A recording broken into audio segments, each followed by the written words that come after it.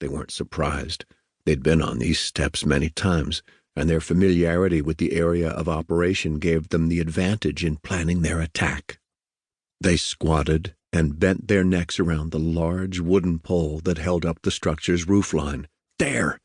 The target was motionless. Gonzalez looked at his friend and saw the same stupid grin that was on his own face.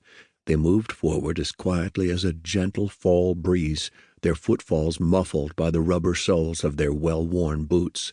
They were within a meter of their target. The subject's body lay still, his arm draped out with an open hand. It was going to be easy, and both Marines were eager to finish the job. That's when their mission went sideways. They never saw the creature as it sprang at them from nowhere. Gonzalez was so intent on completing the mission that the surprise attack stood him upright, and he staggered back. A pair of large paws slammed into his chest, sending the diminutive Marine tumbling off the porch and into the surrounding grass. Keel leapt back and barely survived the initial onslaught. He fell to a seated position on the porch's wooden planks as the creature recovered from its attack on his friend.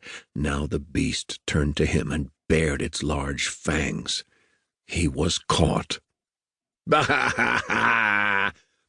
Carver stepped in front of Keel, belly laughing at the two men. He could barely contain himself as Keel sat with eyes bulging, staring at the war dog. Shrek stood between him and the Marines, still baring his teeth, daring either of them to try to sneak up on them again. Keel frowned. It ain't that funny. Carver recovered enough to point at Gonzalez. The young man was sprawled in the long grass at the foot of Carver's porch, face covered with white cream.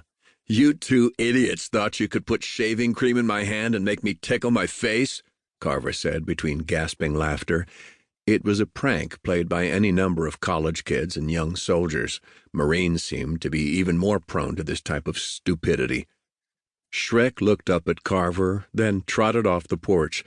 Gonzalez was just beginning to recover and had his elbows under him, propping himself up from behind. Shrek jogged up to him, sniffed his cream-covered face, and began to lick it clean. The Marine jerked his head back with a series of muffled chuckles. "Hey, stop it!" His best efforts to push the dog away were met by a tiny growl from the Mal, followed by a continued dog bath. "That's not shaving cream, is it?" Carver said. Gonzalez laughed harder as Shrek continued to clean his face. "It's whipped cream." "Hope and Randy are making dessert," Keel said, smiling as the dog continued its assault on his friend. "They made whipped cream from condensed milk." Shrek finished licking Gonzalez's face and stepped back with a contented grin. Carver looked from one Marine to the other. "What were you two thinking?" "Hey, it seemed like a good idea at the time," Gonzalez said. "We thought Shrek was off with Kyle." "He was, but he's always back here with me for my afternoon nap." "Well, it was a good plan," Keel said. "Shrek heard you two stumbling through the bushes 10 minutes ago. It took everything I had not to send him out there and flush you two morons out of the brush." The Marines stood up and dusted themselves off. "Freaking Shrek," Gonzalez muttered. "We'd have gotten you if it hadn't been for him." "Yeah, and if my sister had testicles, she'd be my brother," Carver laughed. "You two dunces go back to your quarters and wash up." "Yeah, that stuff is sticky." Gonzalez tried wiping his right hand clean of the remaining dessert topping. Carver shook his head as he watched the two grunts walk back to the converted maintenance garage they called home. Keel must have said something Gonzalez didn't like. The little Marine punched his friend hard in the arm and took off running, Keel close behind. Carver looked down at Shrek and rubbed his head. Then he lay back down to finish the nap the two jarheads had so rudely interrupted. Chapter 2.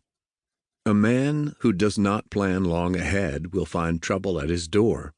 Confucius, Chinese philosopher. "Mr. Carver." John woke with a start. The gentle shaking on his shoulder roused him from a deep sleep.